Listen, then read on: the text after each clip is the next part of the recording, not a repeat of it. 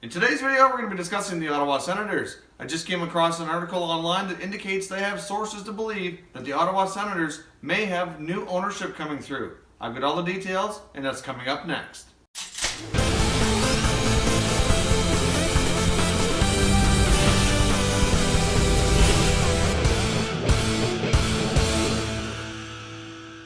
Hey everyone, and welcome back to another video here at Top Shelf Hockey. If this is your first time to the channel, thanks for stopping by. On this channel, we review and analyze all 31 NHL teams with an unbiased opinion. So if you love hockey, hit that subscribe button now so you don't miss anything.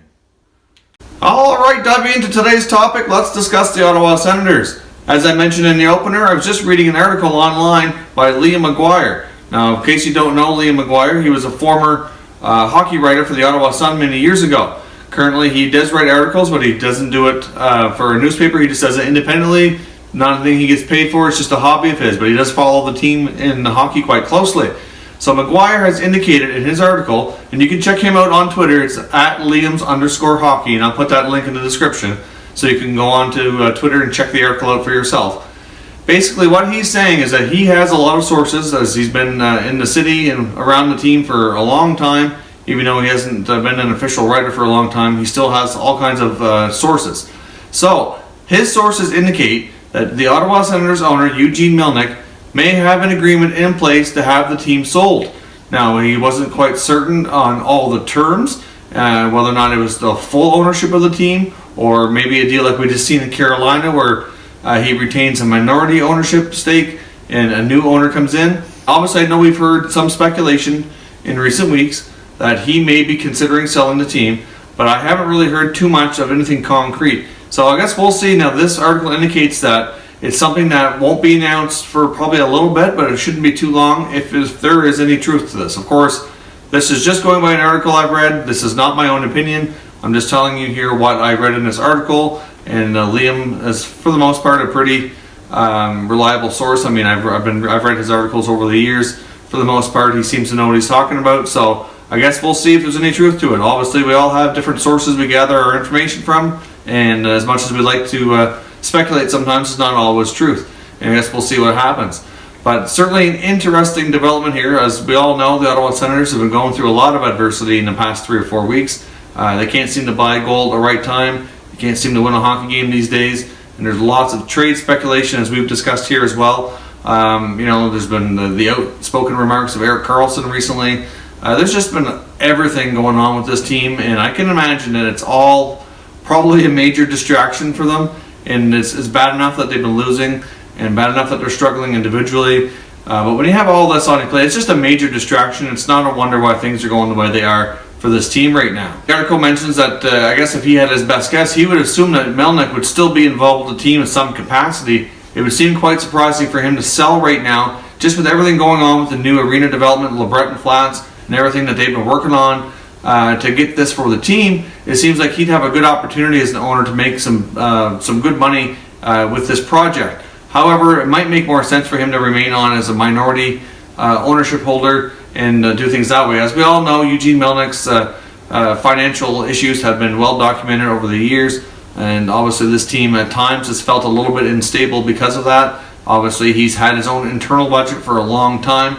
They never hardly ever spend to the cap. I mean, it's the highest I've seen them, as close to the cap as I've seen them in recent years. So obviously, there's a lot of issues there and a lot of speculation around Melnyk's well-being financially, long-term viability there. So we'll see. Maybe in a lot of ways it makes sense, in a lot of ways it doesn't. Now, the other thing in this article that it references, which kind of sheds a little bit of light if these sources are true, is that he indicated that Kyle Turris, before the season started, was telling anyone and everyone that was connected, that he was connected to through this team, that there was no chance he was re-signing with this team come next season, which explains why the trade happened the way it did before training camp started. I mean, obviously, I knew Kyle Turris was going to be needing a new contract. There wasn't really any public talk or speculation around his contract. I mean, personally, I really didn't think with his long-term standing it'd be that difficult of a deal for them to get done. I mean, he's been a great player for them. He performed well, especially in the playoffs. He was a pretty big game player. I figured they'd be interested in keeping him around long term. Now, I'm not sure. Obviously, maybe Kyle had concerns about ownership and the financial viability of this team. You know, maybe we also saw recent remarks from Erik Karlsson regarding his contract and that he was going to get paid. Maybe he has concerns that without change that it's not going to be possible for them to pay what he wants. You know, obviously, like anybody in any job, do you want to be working for a business that you feel like is not stable, that you could lose your job? Obviously not. Now, I know this is a little bit different scenario in their case. You know, when we've seen teams have financial issues before, the league can intervene and help out short term and try to find new owners, etc. So it's not like they're going to lose their jobs and not get paid. However, there's, you know, it's still a situation you probably don't want to be a part of, and things get really messy. So this article certainly sheds some light on some of the recent developments on going on with this team, and you know, we'll see if there's any truth to it. But to be honest, I think Eugene Melnyk, you know, you talk to the Ottawa Senators fans, you know, I don't think anybody would be too upset if he were to sell the team. I mean, obviously he did rescue this team from bankruptcy many years ago, but he's a, I don't know, he's a unique, odd owner, and he meddles too much into everyday business affairs, and his financial viability and his well-being has certainly had impacts on this team before. I mean, we see what happened with Daniel Alfredsson. You know, he took very team-friendly contracts, and then when he expected to get paid, he didn't get it. You know, there was also a part of this article too that referenced former Senators president Cy Leader. Now, Leader was recently let go back. I can't remember exactly when it happened, but he was replaced by Tom Elsemi, who came in to replace him, which he came from Maple Leaf Sports and Entertainment. So when Cy left the team, obviously he was given a severance, or was supposed to have been.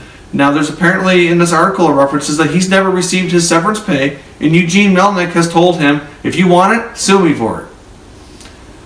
That just doesn't speak well about the well-being of Melnyk. Obviously, you know, Leader was with this team from the get-go. He was a long-term employee.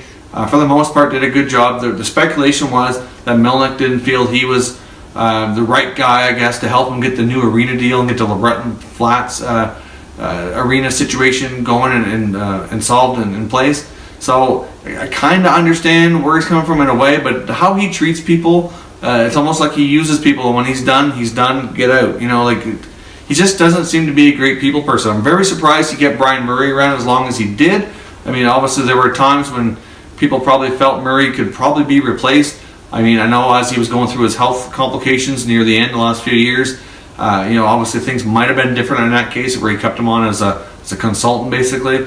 But, you know, really, he seemed like he had a good tie to Brian Murray, but really, other than him, you never really see a lot of loyalty in this organization and from the ownership group, and that's something that's dearly missing. You know, you don't hear that like you do with some of the other franchises where the players actually develop a relationship with the owners and want to stay and they want to play for them and they enjoy it.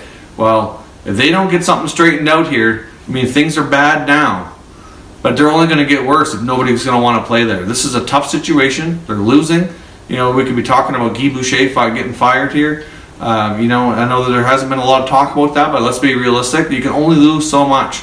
Yes, you can put it on the players, but you can't trade 20 guys off your team. It's just impossible, and it's only going to go so far before that happens. I mean, obviously, we'll see how things go. I mean, they lost in Buffalo last night. Buffalo is the worst team in the league.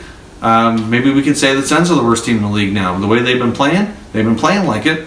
You know, Guy Boucher has to adjust his system. It's just that simple. You know, as a coach, he may be a good coach. He may have a good system, but clearly it's not working. You need to make changes when things aren't working, and he doesn't seem to be doing enough of that. Like I mentioned before, like, you know, they sent Ben Harper down to Belleville today. That's probably a good start. Harper's been struggling.